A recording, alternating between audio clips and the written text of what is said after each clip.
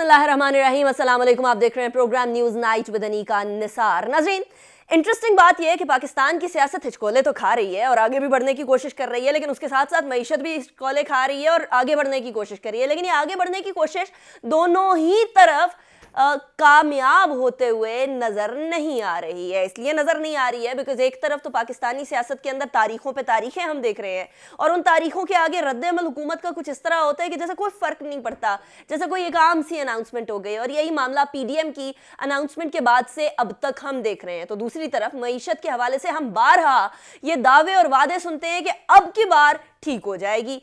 जैसे ऑपोजिशन की लॉन्ग मार्च के एहतजाज के धरनों की अनाउंसमेंट, वैसे ही हुकूमत के मईशत को ठीक करने की अनाउंसमेंट्स नजर आती हैं। दोनों ही अतराफ कुछ होते हुए नजर नहीं आता, लेकिन लफ्जी जंग भी चल रही है और ज़बानी कलामी बयानात भी चल रहे हैं। आज वजीर आज़म साहब ने एक इंटरेस्टिंग बात कही और इंटरेस्टिंग बात एक और भी है वजीर आज़म की बात से पहले कि ईसीपी ने वजीर आज़म साहब को पेशावर जाने से मना किया हुआ था और ये कहा था कि जब तक बल्दियाती इंतखाबात नहीं हो जाते तब तक आपने नहीं आना, क्योंकि तारीख बल्दियाती इंतखाबात की अनाउंस हो चुकी है, क्योंकि वजीर आज़म साहब का वहाँ जाना इसके ऊपर असरअंदाज हो सकता है। लेकिन उसके बावजूद भी वजीर आज़म साहब गए और उसका जवाब यह आया कि देखिए ये तो इंतज़ामी दौरा था, ये कोई सियासी दौरा तो है नहीं, कोई जलसा तो करना नहीं है, कोई जुलूस तो करना नहीं है, ये कोई ऐसी चीज़ तो करनी नहीं है कि जो सियासत के ऊपर असरअंदाज हो। अब देखना यह है कि वाकई में ये सियासत पर असरअंदाज नहीं होता या फिर ये इदारों की तहरीम व तकरीम के खिलाफ बात जाती हुई कही जा सकती है। लेकिन जिस इंटरेस्टिंग बात की मैं बात कर रही थी वो थी मईशत के हवाले से। और मईशत के हवाले से प्राइम मिनिस्टर साहब ने ये फरमाया कि आने वाले वक्तों के अंदर, इन सर्दियों के बाद मईशत सही होने वाली है। वजीर आज़म साहब ने क्या फरमाया वो सुनिएगा। मैं अभी भी कहूँगा कि पाकिस्तान दुनिया में सबसे सस्ता मुल्क है। हमारे ख्याल में ये सर्दियाँ बड़ा मुश्किल वक्त है। ये सर्दियों के बाद हमारा ख्याल है कि आहिस्ता आहिस्ता चीज़ें, कीमतें नीचे आ जाएंगी, कीमतें नीचे आ जाएंगी। पेट्रोलियम मसनूआत की कीमतों की बात करें या शय खुरनोश की कीमतों की बात करें, कुछ चीनी के अंदर कुछ ठहराव आया है, लेकिन मामलात अभी भी एक आम आदमी के लिए बड़ी मुश्किल जा रहे हैं और इन मुश्किल हालात के अंदर हुकूमत का एक बड़ा अहम किरदार बनता है। एक और बड़ी इंटरेस्टिंग ट्रांसपेरेंसी इंटरनेशनल का एक सर्वे आया, पाकिस्तान की ट्रांसपेरेंसी इंटरनेशनल, जिस करप्शन की बात, जिस बदउनवानी को ख़त्म करने की बात और जो वादा और मोटो लेकर पाकिस्तान तहरीके इंसाफ इंतखाबात जीती थी और इख्तदार में आई थी, वो होता हुआ हमें पूरा नहीं नज़र आ रहा। और शायद इसके कसूरवार हम सिर्फ हुकूमत को नहीं ठहरा सकते, लेकिन मामला अभी कुछ इस तरह से है कि पाकिस्तान में बदउनवान इदारों के अंदर पुलिस सरे फहरिस्त है। और पुलिस रिफॉर्म्स के हवाले से पाकिस्तान तहरीक इंसाफ के रहनुमा और prime minister of Pakistan Imran Khan साहब ने हमेशा वादा किया कि इसकी रिफॉर्म्स तो हम करेंगे ही करेंगे। अदलिया दूसरे नंबर पर है और अदलिया वो इदारा जिसने इंसाफ देकर पूरी के पूरी माशरे के अंदर एक इस्तेहकाम को जारी रखना है, उसका नंबर दूसरा आना एक बड़ी इंटरेस्टिंग और एक बड़ी तशवीशनाक बात है। इसके अलावा टेंडर और कॉन्ट्रैक्टिंग तीसरे, सेहत चौथे, लैंड एडमिनिस्ट्रेशन पांचवें, लोकल गवर्नमेंट छठे और एजुकेशन सातवें नंबर पर है बदउनवान इदारों की फहरिस्त के अंदर। अगर आप टैक्सेशन की बात करें तो आठवें और एनजीओज की बदउनवानी 9वें नंबर पर है। पाकिस्तान के अवाम से पूछा गया इसी तमाम सर्वे के अंदर तो 92.2 यानी 92.2% पाकिस्तानियों के मुताबिक ज़्यादा महंगाई तहरीके इंसाफ के दौर में हुई है। ना सिर्फ ये, 51.9% लोगों का ये ख्याल है कि कमज़ोर एहतसाब बदउनवानी की वजह है। और एहतसाब का नारा भी पाकिस्तान तहरीके इंसाफ हुकूमत में आने से लगाती रही, उससे आने से पहले। 29.3% करप्शन की वजह ताकतवर लोगों की लालच है, ये लोग समझते हैं। पाकिस्तान के जिस सर्वे के मुताबिक 29.3 लोग ताकतवर लोगों को बदउनवानी की वजह समझते हैं। 18.8 कम तनख्वाह को बदउनवानी की बड़ी वजह समझते हैं। इसके साथ साथ 85.6% शहरियों ने वफाकी हुकूमत की खुद एहतसाबी को, यानी सेल्फ का जो एहतसाब है, सेल्फ की अकाउंटेबिलिटी है, उसको नाकाफ़ी समझा है, गैर तसल्ली बख्श करार दिया है। अब ये सारी सूरत हाल हमारे सामने है। एहतसाब के नारे, मईशत को ठीक करने के नारे, इसके साथ साथ इदारों को ठीक करने के नारे, ये तमाम के तमाम नारे ही लगते रहेंगे या पाकिस्तानी अवाम किसी सियासी जमात से, इस जमहूरी अमल से कोई उम्मीद लगा भी सकती है या नहीं? हमारे साथ जो पैनलिस्ट मौजूद हैं आज के मेहमानान, मैं उनका तारुफ करवाती हूँ। मेरे साथ मौजूद हैं सेनेटर जावेद अब्बासी साहब, PMLN के लीडर हैं, सीनियर लीडर। बहुत शुक्रिया जावेद अब्बासी साहब, आपने हमें ज्वाइन किया। It's a pleasure having you. Qamar Zama Kaira साहब पाकिस्तान पीपल्स पार्टी के रहनुमा और रियाज फतेहाना साहब PTI के रहनुमा हमारे साथ मौजूद होंगे। लेकिन बाकायदा गुफ्तगू की तरफ जाने से पहले हम ब्रेक की तरफ बढ़ेंगे। ब्रेक के बाद वापस आते हैं तो उसके बाद गुफ्तगू का आगाज करें।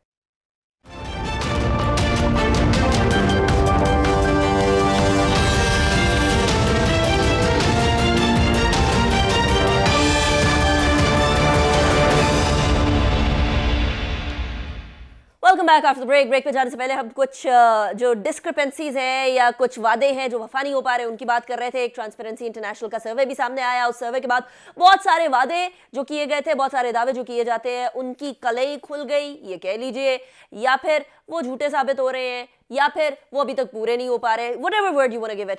सेनेटर जावेद अब्बासी साहब की तरफ मैं सबसे पहले चलती हूँ। तमाम मेहमानों का एक दफ़ा दोबारा शुक्रिया। सेनेटर जावेद अब्बासी साहब, वज़ीर आज़म साहब का शॉट मैंने आपके सामने अभी सुनवाया है।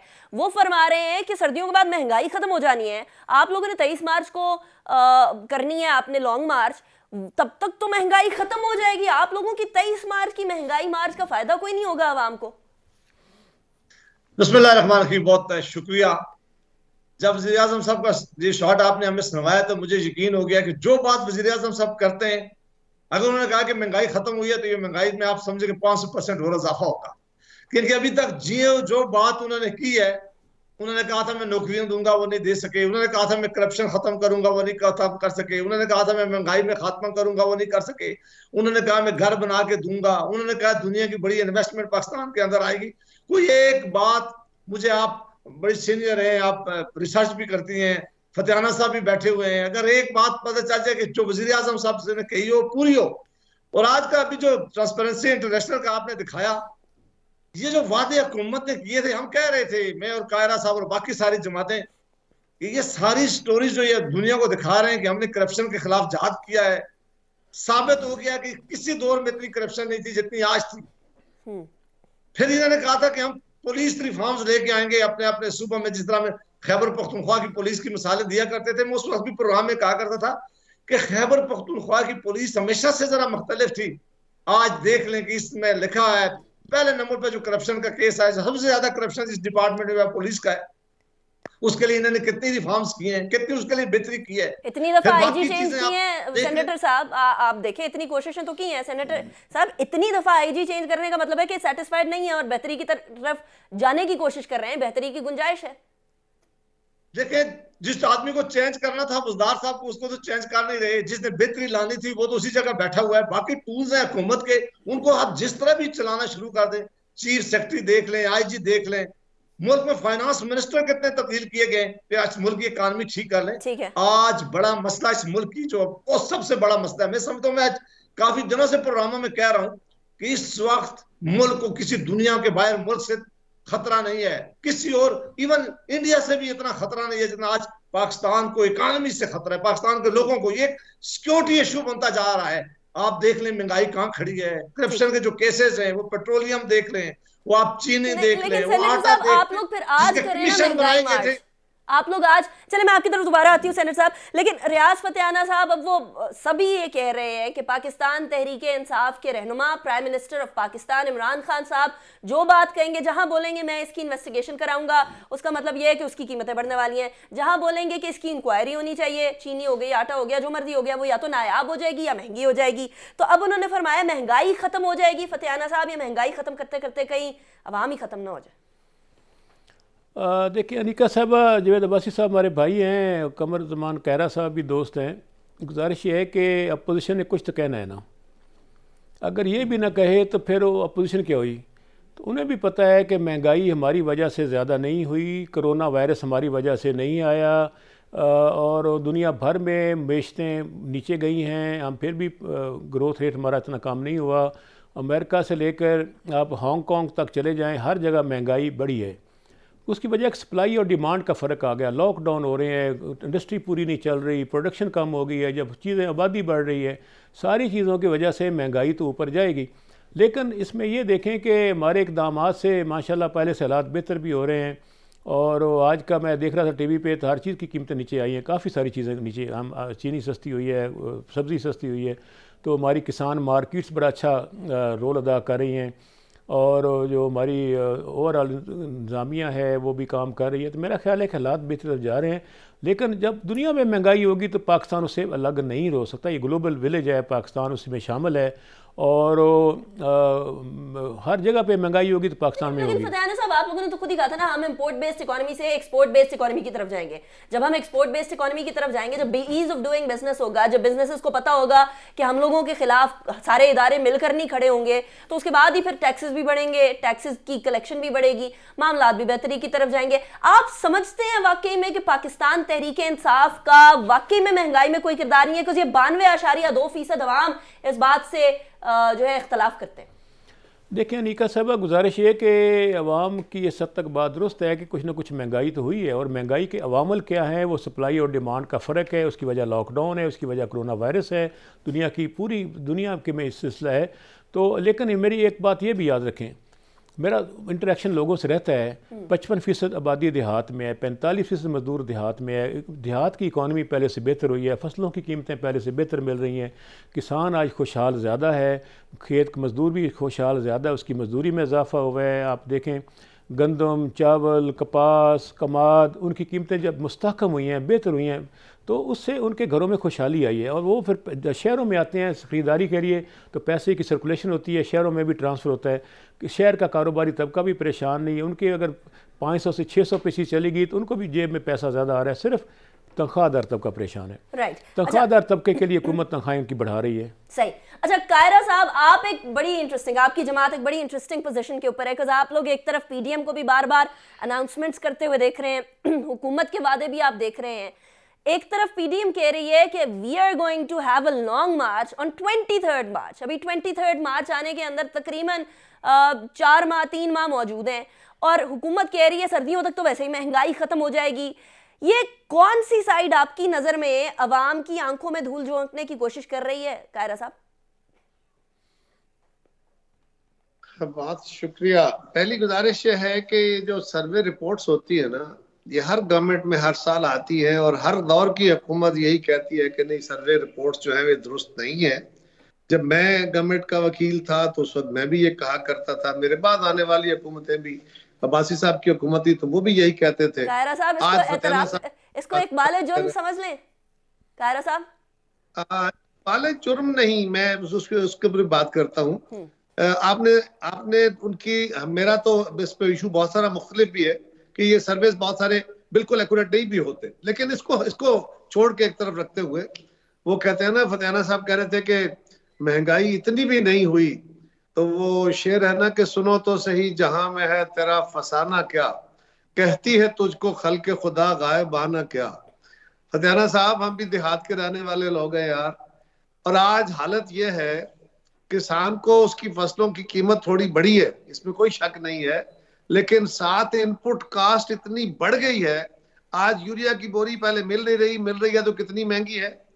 आज डीएपी, मैं आपको दुरुस्त, मतलब हलफ उठाने की बातें नहीं अच्छी होती, मैं आपको दुरुस्त कह रहा हूं कि आज मैं एक जगह फतेह खानी के लिए गया, हल्के में था, तो वहां पे बहुत सारे किसान बैठे, तो उन्होंने कहा जी हमारा तो हाल ये हो गया है कि डीएपी लेके हम डालने की पोजीशन में नहीं थे, लिहाजा हमने यूरिया का एक बैग और डाल लिया है, और उससे हमारी फसलों की जो प्रोडक्शन है वो मुतासर होगी। बीज महंगा, खाद महंगी, तेल महंगा, बिजली महंगी। अगर आपने थोड़ी सी कीमत बढ़ाई है तो उसकी फैक्चुअल कास्ट कहाँ है? और दूसरा, अगर रुपया डी वैल्यू हो गया है और आपने थोड़ा सा एस्केलेट किया है प्राइसेस को, तो किसान की रियल टर्म में जो स्पेंडिंग वैल्यू है, जो उसके पैसे की वैल्यू है, वो उसकी परचेजिंग पावर कम बेहतर नहीं हुई। लिहाजा ये तस्वर नहीं है कि देहात में सब अच्छा है। मैं आपके इस नैरेटिव को इस तरह बयान नहीं करता। दूसरी गुजारिश ये है कि महंगाई के आलमी फैक्टर्स भी होते हैं, ये बात दुरुस्त है। आलमी फैक्टर्स में तेल महंगा हो गया है, बिल्कुल। आलमी फैक्टर्स में अगर करेंसी मार्केट में फ्लक्चुएशन हो गई है, हमें बाइंग बाहर से करनी पड़ती है, महंगी हो गई है, ये समझ आती है ये बात। हमारे अदवार में भी हुआ था, जब हम गवर्नमेंट में आए थे ना जी, उस वक्त तेल की कीमत थी $62। एक दफा था कुछ $57-58, फिर $62 पे कुछ अर्जा रुका। फिर 147 पे 48 डॉलर पे चला गया। लेकिन हमारे दौर में हमने सारी प्राइसेस पास ऑन नहीं कर दी थी, हमने लोगों की परचेजिंग पावर के मुताबिक, उनकी पेइंग कैपेसिटी के मुताबिक एडजस्ट किया था। कायरा साहब, लेकिन हमने आपको अपनी डॉलर भी तो गवर्नमेंट में 60-70 पे मिला था ना, तो ये कंपैरिजन क्या सही होगा? देखिए ना, मैं डॉलर 60-70 पे मिला तो हमें बाकी चीजें भी उसके साथ ही मिली ना। इनको दहशतगर्दी तो नहीं मिली, इनको इस वक्त आलमी बहरान तो नहीं मिला, इनको पाकिस्तान के अंदर शॉर्टेजेस तो नहीं मिली। हम तो एक गंदम आदमी भी बहरान को कोविड की तो अभी फतियाना साहब ने जिक्र किया है कि कोविड हम नहीं लेकर आए। मैं उस पर भी गुजारिश करता जी। हूँ। देखिए, कोविड का जो असर है ना, हमें उसको भी बिल्कुल एनालिसिस करने की जरूरत है। कोविड हमारे रीजन के अंदर सारे मुल्कों में आया। इंडिया की ग्रोथ रेट हमसे बेहतर है आज भी, बांग्लादेश का ग्रोथ रेट हमसे बेहतर है, श्रीलंका का ग्रोथ रेट हमसे बेहतर है, ईरान का ग्रोथ रेट हमसे बेहतर है। क्या कोरोना ने सिर्फ हमें ही खा लिया? कोरोना तो हमारे मुल्क में कम, अल्हम्दुलिल्लाह अल्लाह का करम रहा, अगर अच्छा काम हुआ तो कोरोना में कुछ बेहतरी आई, लेकिन उसके नताइज क्या थे? आलमी मार्केट में जो श्रिंक हुई है, लेकिन वहां की दुनिया की मुल्कों के अंदर बहुत सारा billions of dollars, American economy में बिलियंस ऑफ डॉलर बल्कि ट्रिलियंस ऑफ डॉलर्स की बातें हुई हैं। उन्होंने अपनी अपनी इकोनॉमी में पंप इन किया है, उन्होंने तनख्वाहदार तबके को तनख्वाहें दी हैं, जिनके कारोबार खराब हुए उन्होंने अपनी लिक्विडिटी पोजीशन को ठीक रखा है। आज जब कह रहे हैं कि जनाब बाकी दुनिया में ये हो रहा है, हम क्यों नहीं ऐसा कर रहे? ओ भाई, आपको जरूरत थी कि आप अपनी इनकम बढ़ाते। आपको IMF ये नहीं कह रहा कि आप लाजमी चीजों की कीमतें बढ़ाएं, आप लाजमी गैस की कीमतें बढ़ाएं, लाजमी तेल की कीमत, वो आपको ये नहीं कह रहे, वो कह रहे हैं अपनी इनकम बढ़ाएं। सही, इनकम बढ़ाने चले, इसका जवाब कायरा साहब मैं ले ही लेती हूँ फतियाना साहब से, उसके बाद फिर मैं मुझे 1 मिनट में खत्म हो जाता है। जी। तो आपको ये नहीं कह रहे, आपको ये कह रहे हैं कि आप अपनी इनकम बढ़ाएं, और आपके पास इनकम का एक फार्मूला है, सिर्फ बिजली के रेट बढ़ाओ, तेल के रेट बढ़ाओ, गैस के रेट बढ़ाओ और टैक्सेस बढ़ा दो। और टैक्सेस कौन से? वो टैक्सेस जो इनडायरेक्ट है, जो डायरेक्ट अवाम पे पास ऑन हो जाते हैं। जिस टैक्स से इस मुल्क के ताकतवर और अमीर तबके के ऊपर टैक्स लगना है, जो डायरेक्ट टैक्सेस हैं, उसकी तरफ आपका ध्यान नहीं है। तो सवाल यह है कि आज की गवर्नमेंट अपनी इनकम बढ़ाने के लिए भी गरीब को मार रही है, रुपए की वैल्यू गिरा के भी गरीब को मार रही है। आज की गवर्नमेंट अगर आलमी इदारों से जाके डायलॉग करके जो वो उसके इम्प्लीमेंटेशन कर रही है, उस सब के असरात हो क्या रहे, ये देखने के। अच्छा फतियाना साहब, इसका जवाब देना चाहेंगे, उसके बाद फिर मैं सेनेटर साहब की तरफ जाऊं। और हुकूमत की अपनी नालायकी और एडमिनिस्ट्रेटिव कमजोरी भी है बहुत बड़ी। यानी देखे ना, आलमी मंडी में चीजें बढ़ गई, ओके, पाकिस्तान में चीनी पैदा हुई, आपके पास सरप्लस, कहते हैं हमारे पास स्टॉक पड़ा हुआ है।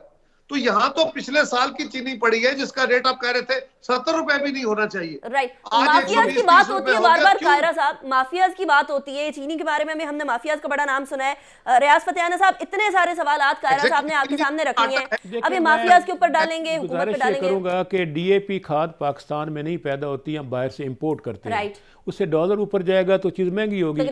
तेल बाहर से आ रहा है, जो इन्होंने बहुत सारे पावर प्लांट लगाए थे, आपको याद ही है, वो ज़्यादा इन्होंने लगाए थे तेल पर, उसकी वजह से भी बिजली महंगी होगी, और उसके बाद हर इम्पोर्टेड चीज़ महंगी है। लेकिन इसके बावजूद के खाद और चीज़ें किसान को महंगी मिल रही हैं, लेकिन अगर उसका 20,000 का बिल बढ़ा है इनपुट्स का, तो जो फसलों की कीमत है उससे 50,000 ज़्यादा बढ़ा है। तो ऐसी बात नहीं है।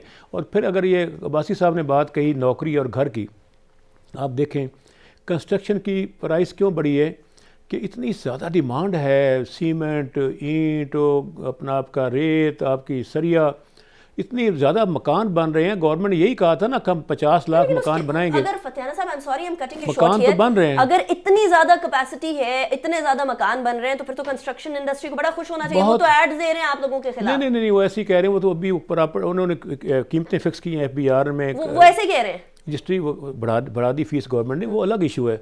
लेकिन इतनी गवर्नमेंट ने 50 लाख घर कहे थे, मैं यकीन से कहता हूँ एक 5 साल पूरे होने दें, 50 लाख क्या 1 करोड़ से घर क्रॉस कर चुके होंगे। 1 करोड़ से घर क्रॉस गवर्नमेंट ने खुद नहीं बनाने थे भाई, ये तो बात अपोजिशन प्रोपेगेंडा करती है। पहले बताना था ना, हमने टोटल घर बनवाने थे, अब प्राइवेट सेक्टर को भी इन्वॉल्व किया है उसमें, गवर्नमेंट सेक्टर भी है, सब ने मिलकर।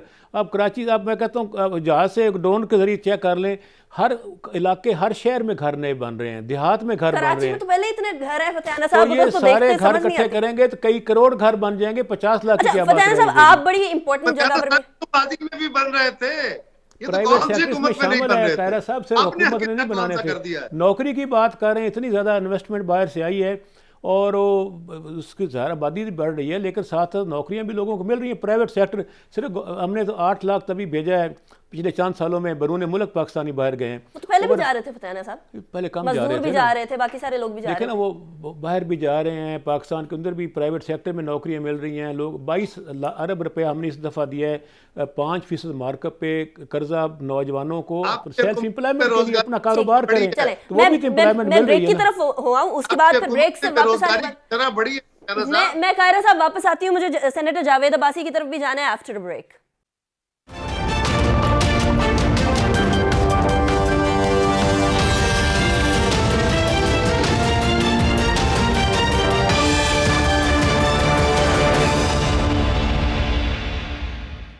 Welcome back after the break. Break पे जाने से पहले हम बात कर रहे थे पाकिस्तान की मईशत को बेहतरी की तरफ लेकर जाना है, अपोजिशन का क्या किरदार, हुकूमत का क्या किरदार। सेनेटर जावेद अब्बासी साहब, मैं आपकी तरफ आऊंगी। रियाज फतेहाना साहब ने बात ही खत्म कर दी है, परचेजिंग पावर रूरल इकोनॉमी के अंदर बढ़ गई है, रूरल इकोनॉमी बूम कर रही है, उसका ट्रिकल डाउन इफेक्ट आता है अर्बन इकोनॉमी के ऊपर और सारे मामला ठीक जा रहे हैं। ये पीडीएम किधर महंगाई की बात कर रही है फिर सेनेटर साहब? जब रियाज फतेहाना साहब ये बातें बता रहे थे तो मैं एक मिनट के लिए रुक गया कि रियाज फतेहाना साहब ये हमारे मुल्क की ये बातें बता रहे हैं या किसी और मुल्क की ये बातें बता रहे हैं। मैंने समझा कि शायद बांग्लादेश का या किसी और जगह की जो सर्वे है वो उन्होंने देखा है तो वो हमें बता रहे हैं। फिगर क्या है मैं नहीं जानता, लेकिन आम आदमी पाकिस्तान का वो बहुत मुश्किलात में है, बहुत ज्यादा महंगाई है, बहुत ज्यादा गुर्बत में इजाफा हुआ है और अब तो लोगों की पहुंच से बाहर हो गई ये चीजें। वो जिस मुल्क का फाइनेंस मिनिस्टर साहब ये फरमाते हैं कि हमने आईएमएफ की सारी कंडीशनें मानी और आईएमएफ ने कहा कि आपने इस तरीके से बाकी कीमतें भी बढ़ानी है, उन्होंने एक हमें टाइम फ्रेम भी दे दिया है और इसके साथ हम कीमतें बढ़ाएंगे। और ये मतलब इसका ये लिया जाता है कि आईएमएफ ने ऐसी कंडीशन इनके ऊपर लगा दी है कि अब इस मुल्क की हर चीज जो है आज जो कीमत है मुमकिन है 6 महीने बाद इससे कई गुना ज्यादा कीमतें होंगी। और फिर अगर आप देखें तो इसके माशी हालात इतने खराब हैं कि सऊदी अरेबिया जैसा मुल्क जो हमारा भाई था, जो हमेशा मुश्किल वक्त में मदद भी पाकिस्तान की करता रहा है, एक इस्लामी मुल्क भी है, उन्होंने भी जो इस वक्त इनको लोन दिया है उस पर इतनी सख्त कंडीशनें उन्होंने लगाई है कि पाकिस्तान की तारीख में ऐसी कंडीशनें कभी नहीं लगाई थी, क्योंकि वो भी जानते हैं कि पाकिस्तान के माशी हालात इस वक्त इतने खराब हैं कि इस वक्त कुछ भी हो सकता है। अब इमरान खान साहब फाइनेंस मिनिस्टर जरूर चेंज करते हैं, जरूर गाली देते हैं, जरूर अपने मीडिया पर्सन के साथ रोज मीटिंग करते हैं। जो पाकिस्तान का असल इशू था, जो वो लोगों को ये इशू लेके पाकिस्तान का अवाम के पास गए थे, उन्होंने कहा कि मुझे वोट दें, मैं हुकूमत में आऊंगा तो मैं महंगाई का खात्मा करूंगा, मैं आऊंगा तो मैं गुर्बत का खात्मा करूंगा। और चाइना और दूसरे टर्की के ममालिक की मिसालें दिया करते थे। उन्होंने कहा था कि मैं आऊंगा तो दुनिया के सबसे बड़े इन्वेस्टर पाकिस्तान के अंदर आएंगे, मैं आऊंगा तो मैं रिफॉर्म्स लेके आऊंगा, मैं आऊंगा तो मैं सबसे ज्यादा पैसा इकट्ठा करूंगा इसके लिए, एफबीआर के लिए। वो सारे दावे के दावे, कोई एक चीज नहीं है जिसके लिए इन्होंने कोई बेहतर काम किया हो, बल्कि इसके लिए इन्होंने कोई उस डायरेक्शन में इन्होंने कोई स्टेप लिए हो। लेकिन रेवेन्यू कलेक्शन तो बेहतर हुई है ना सेनेटर जावेद अब्बासी साहब, टैक्स कलेक्शन तो बेहतर हुई है। और आईएमएफ का मामला सिर्फ पीटीआई का मामला है, ये तो सदियों से पुश्तों से चला आ रहा है हमारे यहाँ अनफॉर्चुनेटली। कभी भी किसी जमहूरी हुकूमत ने जरूर आईएमएफ के पास जाती रही है, लेकिन उन्होंने इस तरह की सख्त कंडीशनें नहीं मानी कभी। उन्होंने पहला देखा कि हमारी आवाम को कोई तकलीफ ना हो जाए, उन्होंने पूरी कोशिश की कि हमारी जो आवाम है वो जाते इसीलिए थे कि कोई ऐसा स्पेस, फाइनेंशियल स्पेस क्रिएट किया जाए जिसमें आवाम का फायदा हो। अगर इस तरह की कंडीशनें कोई जमहूरी हुकूमत मान के इस तरह आए, आप देख लेंगे हमारे अखबार में कितनी % बिजली की कीमतें बढ़ी हैं, गैस की कीमतें कितनी बढ़ी हैं, आम चीजों की कीमतें कितनी बढ़ी हैं। मसला इस मुल्क का ये है कि कोई बैठकर बात करने के लिए तैयार नहीं है। और हुकूमत से अगर कोई बात करने की ख्वाहिश करे, सबसे पहले अपोजिशन लीडर मियां शहबाज शरीफ साहब ने कहा कि आओ आप इस मुल्क की इकानमी नहीं ठीक कर सकते, हम सीओडी करते हैं। इन्होंने ताने दिए जी कि ये तो एनआरओ लेते हैं, ये तो हमारे साथ वादे करने चाह रहे हैं, हम इनके पैसा पेटों से निकालेंगे। आज ये ट्रांसपेरेंसी इंटरनेशनल की रिपोर्ट आप देख लें, क्या उन्होंने कहा है कि इन्होंने कौन सी रिकवरी की है। उन्होंने कहा कि नैब को इन्होंने इस्तेमाल किया है, इस अदारे की कारकर्दगी को इन्होंने कहां तक छोड़ा है। तो रेट्रोस्पेक्ट में अगर देखें सेनेटर साहब, रेट्रोस्पेक्ट में देखें फतेहाना साहब, अगर आप ऑपोजिशन के साथ बैठ जाते, ये चार्टर ऑफ इकोनॉमी हो जाता, तो क्या मामलात मुख्तलिफ होते आज से? देखें अनिका साहब, हम आज भी तैयार हैं बैठने के लिए। हम तो हमेशा हुकूमत अपोजिशन के बेहतर तल्लुकात कार के हामी हैं, और हम समझते हैं कि हुकूमत अपोजिशन दोनों जमहूरियत की गाड़ी के दो पहिए हैं।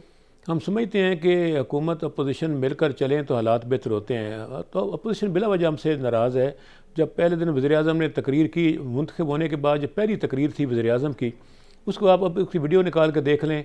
अपोजिशन उन पर कागज़ फेंक रही थी, नारे लगा रही थी, उनके सामने हल्लड़बाजी कर रही थी। मेरा उसी से हालात ख़राब हुए। अभी भी वक्त है अपोजिशन को। अब कहते हैं मार्च में मार्च करेंगे, मार्च में अपोजिशन का डबल मार्च हो जाएगा और वो लग पता जाएगा कि क्योंकि अवाम इनके साथ अब नहीं है। अवाम समझते हैं कि हमें बल्दियाती इलेक्शन की तैयारी करनी है, हमें असम्बली इलेक्शन की तैयारी करनी है, हमें अपने हालात को बेहतर करना है। अवाम समझती है कोरोना से बचना है। जब भी इन्होंने लॉन्ग मार्च किया है, मुल्क में कोरोना फैल गया है। जब भी इन्होंने रैली और जलसे किए हैं, मुल्क में कोरोना फैल गया है। उनके जलसों पे फैलता है जी, वो हम तो करते नहीं ना, इसलिए कि अवाम को कोरोना से बचाते हैं। पीक थी कोविड की, तो उस टाइम में मुझे याद है सदाकत अली अब्बासी साहब ने एक बड़ा वो जलसा टाइप नहीं, वो मैं उस जलसे में गया हुआ था, ऐसी बात नहीं। सब लोग बाकायदा अपना कोरोना टेस्ट लेकर आए थे और सब मास्क पहन कर आए थे और फासले पे बैठे हुए थे। ऐसी बात नहीं है, उसमें तो सब पूरी मजलिस की गई थी। और ऐसा इस वजह से मैं समझता हूँ वक्त आ गया है, कम से कम खुदा का खौफ करें, इलेक्शन की तैयारी करें। जब 2023 आए उससे पहले आपको कोरोना से बचना है, लोगों को, आवाम को बचाना है। बिला वजह आप ऐसी बातें ना करें। और मेरा ख्याल है कि हमें मिलकर चैलेंज कोरोना का मुकाबला करना है। इंटरनेशनल चैलेंजेस हमारे पास हैं, हमारे बॉर्डर्स पे हालात हैं, अफगानिस्तान का इशू है, कश्मीर का इशू है। लेकिन फतियाना साहब, आपने फरमाया कि गवर्नमेंट अभी भी ऑपोजिशन के साथ बैठने को तैयार है, हमेशा से बैठने को तैयार थी। लेकिन ऑपोजिशन माइनस शहबाज शरीफ साहब, माइनस आसिफ जरदारी साहब, माइनस बिलावल साहब तो नहीं हो सकती ना। आप लोग इन लोगों के साथ बैठने को तैयार नहीं है, कहते हैं करप्ट लोगों से हम लोगों ने हाथ में नहीं मिलाने, और अभी आप कह रहे हैं कि बैठने को भी तैयार नहीं है। तो विदाउट दीज पीपल ऑपोजिशन क्या हुई? मेरा नहीं ख्याल ऐसी बात है। पब्लिक अकाउंट्स कमेटी में शहबाज शरीफ साहब थे, हम सब लोग उनके साथ ही बैठे हुए थे पब्लिक अकाउंट्स वज़ीर आज़म साहब ने बात की है। तो इसके बाद ये है कि कई दफ़ा ऐसा हुआ है कि एक तरफ चेयर होती है अपोजिशन लीडर की, दूसरी तरफ चेयर होती है प्राइम मिनिस्टर की, दरमियान में सिर्फ 5 फुट का फासला है या 6 फुट का। कभी नहीं हुआ कि शहबाज शरीफ साहब बैठे हों, वज़ीर आज़म उनकी वजह से उठकर चले गए हों। अपना अपना रोल है दोनों का, और दोनों का हम एहतराम करते हैं। उन्हें एहतराम अब वज़ीर आज़म का करना चाहिए, हम तो करते हैं अपोजिशन का। मेरा ख्याल है कि हमें असम्बली का माहौल ठीक करना चाहिए, हमें गालम गलोच का कल्चर खत्म करना चाहिए। This I completely agree with. Assembly के अंदर गालम गलोच नहीं सूट करती। कायरा साहब, ये इसको ऑलिव ब्रांच समझा जाए रियाज फतियाना साहब की इस बात को? रियाज फतियाना साहब बड़े भले आदमी हैं, बड़े मिच्योर्ड पॉलिटिशियन हैं, हमेशा अच्छी बातें करते हैं। सवाल ये है कि फतियाना साहब तो हुकूमत नहीं है। माजरत के साथ मुझे बहुत एहतराम है और ये बड़े जबरदस्त किस्म के अपने हल्के में बड़े पॉपुलर आदमी हमेशा जीतते हैं। गुजारिश ये है कि जो वजीर आजम साहब की जबान है मैटर वो करेगी, जो आपके वजीर आजम की कोर टीम है जबान उनकी मैटर करेगी, आर्गुमेंट उनका मैटर करेगा, आपकी और मेरी बातें तो नहीं सुनी जाएंगी। तो गुजारिश है वजीर आजम साहब क्या फरमाते हैं। एक गलती के बार बार कहा जाता है जी वजीर आजम साहब की पहली स्पीच में पता नहीं क्या गलती कर दी। हुजूर वाला, आप बहुत सारी असेंबलियों में रहे हैं फतियाना साहब, यहाँ वजीर आजमों के साथ क्या क्या होता रहा। क्या खान साहब खुद वजीर आजम के ऊपर कागज नहीं फेंकते रहे उनकी जमात? क्या गालियां खड़े होके नहीं देते रहे जलसों में और पार्लियामान के अंदर खड़े होके? सबसे ज्यादा, मैं नहीं कहता कि सिर्फ इन्होंने किया, लेकिन सबसे ज्यादा गाली गलोच की जबान सियासी जलसों में और पार्लियामान के अंदर अगर किसी जमात ने की तो वो तो पीटीआई है। इससे पहले हमारी गवर्नमेंट थी, गिलानी साहब के खिलाफ क्या क्या कुछ नहीं होता रहा। क्या हमने कहा कि हम इधर देखेंगे नहीं, इधर विशेष सर्कल से निकलने नहीं वाले, मतलब क्योंकि माजी में होता है, हम आगे करते आएंगे। नहीं, ये इशू नहीं है। देखिए एक बात याद रखिए, अपोजिशन ने माहौल ठीक नहीं करना होता, डिपेंड करता है वजीर आजम पे। ये कैसे हो सकता है कि वजीर आजम लोगों को गालियां दे रहे हो और फतियाना साहब और चंद साथी इनके बैठ के कहें ठंडे रहे ठंडे रहे? ये तो नहीं होगा। वजीर आजम को अपने रवैये पे नजरसानी करने की जरूरत है और उनके साथियों को उनको समझाने की जरूरत है। हाँ, दूसरी बात यह है अगर पाकिस्तान के अंदर हम यक आवाज होके सारी पार्लियामेंट इकट्ठी हो, हुकूमत के पीछे खड़ी हो, तो फिर आप आलमी इदारों के साथ डायलॉग करते हुए कंफर्टेबल होते हैं। जब हम गए थे आलमी इदारों के पास डायलॉग करने, हम कमजोर पिच पे जरूर थे, लेकिन हमारे सारे फैसले यूनानिमस होते थे, So इकट्ठे कायरा होते साहब, very important point, political economy, दोनों चीजें जो है मामलात इकट्ठे चलते हैं एट द एंड। स्टेबिलिटी आप बिल्कुल, को support आई एग्री। अच्छा, सेनेटर जावेद अब्बासी साहब, लास्ट कमेंट, मेरे पास बहुत कम वक्त रह गया है। 23 मार्च का दिन, इसके ऊपर बारहा इंटीरियर मिनिस्टर, हुकूमत, including all the team of the prime minister कह रहे हैं कि 23 मार्च सही डेट नहीं है, ये एक अलग कंट्रोवर्सी डेवलप हो जाएगी। क्या ऑपोजिशन पीडीएम बिलखुसूस ये सोचेगी कि इस डेट को जरा चेंज करके थोड़ा इधर उधर किया जाए? मेरा भी नहीं ख्याल कि ऐसी मामला सोचेगा, ना कोई ऐसा मामला है। देखें, ये एहतजाज रियासत के खिलाफ नहीं है, ये एहतजाज हुकूमत के खिलाफ है, और हुकूमतों के खिलाफ एहतजाज आइन में इसकी इजाजत है, पॉलिटिकल पार्टीज एक्ट में इसकी इजाजत है। ये कोई गैर कानूनी और गैर आइनी काम नहीं करने हम जा रहे कि उस दिन हम हुकूमत के खिलाफ कोई मार्च नहीं निकाला जा सकता, हुकूमत की पॉलिसियों के खिलाफ कोई बात नहीं की जा सकती। मेरा नहीं ख्याल कि ये कोई इश्यू है जो अब उन्होंने बना दिया हुकूमत ने। हुकूमत चूंकि नॉन इशू को हमेशा इशू बनाने की कोशिश करती है, अब उन्होंने ये इशू बनाना शुरू कर दिया कि भाई उस दिन तो हम ये समझ लें कि 23 मार्च को ही मार्च होगी। ठीक है, नहीं, अभी फैसला हुआ है। अब्बासी साहब, एक गुजारिश करूं छोटी सी माजरत के साथ। देखिए, गुजारिश ये है, वजीर साहब फरमाते हैं कि 23 मार्च को कौमी दिन है, उस दिन ये मार्च नहीं होना चाहिए, और अगला जुमला होता है ये मार्च होगा ही नहीं, अपोजिशन फारग हो गई, लोग इनके साथ नहीं होंगे। वो भाई अगर नहीं होगा तो फिर फिक्र किस बात का? चलें, फतेहाना साहब, लास्ट कमेंट। एक तो मैं ये कहना चाहूँगा, IMF के पास 29 टाइम 29 दफ़ा लोग गए हैं, 29 हुकूमतें। अगर हम चले गए हैं तो पिछली 28 हुकूमतों ने क्या किया। दूसरा ये कि जॉइंट सिटिंग जब हुई है पार्लियामेंट की, तो हमने इंतहाई एहतराम के साथ अपोजिशन की बातें सुनी हैं, उन्होंने हंगामा किया है। थर्ड ये कि 23 मार्च का जो है यौम पाकिस्तान है, उस दिन फ़ौजी परेड होनी है, सारे डिप्लोमेट्स होंगे दुनिया के, हो सकता है कि बाहर से हेड ऑफ स्टेट भी किसी को बुला लिया जाए। इस मौके पे बिल्कुल अपोजिशन को नहीं करना चाहिए। मुझे यकीन है कि नून लीग और पीपल्स पार्टी ज़रूर मौलाना साहब को समझाने की कोशिश करेंगे, इसको उठा दें, 1 साल के लिए आगे कर दें, 2023 फिर तक है इसको क्या मुलतवी कर फतेहाना दें। साहब इनके पास, अगर 1 साल के लिए आगे करते तो? बाबा और कुछ काम कर लें, कोरोना मरीजों की हिमायत करें, गरीबों की हिमायत करें, गुर्बत के खात्मा के लिए घर घर जाकर राशन बांटें, अच्छे काम भी तो कर सकते हैं। जरूर हमने डंडे खाने और मारने हैं लोगों को। चले ठीक है, वक्त खत्म हो गया। बहुत शुक्रिया रियाज फतेहाना साहब, कमर जमान कायरा साहब, सेनेटर जावेद अब्बासी साहब, आप तीनों का बहुत शुक्रिया, आपने ज्वाइन किया। Was a pleasure having all three of you. नाज़रीन, इसी के साथ पाकिस्तान की सियासत के अंदर स्टेबिलिटी आ जाएगी कि तो पाकिस्तान की मईशत के अंदर ऑटोमेटिकली स्टेबिलिटी आएगी, और पाकिस्तान की मईशत की स्टेबिलिटी इस वक्त अव्वलीन तरजीह होनी चाहिए। इसके अलावा हमारे पास कोई चारा नहीं है। नीका निसार को इजाजत दीजिए, अपना बहुत ख्याल रखिएगा। अल्लाह हाफिज़ नासिर।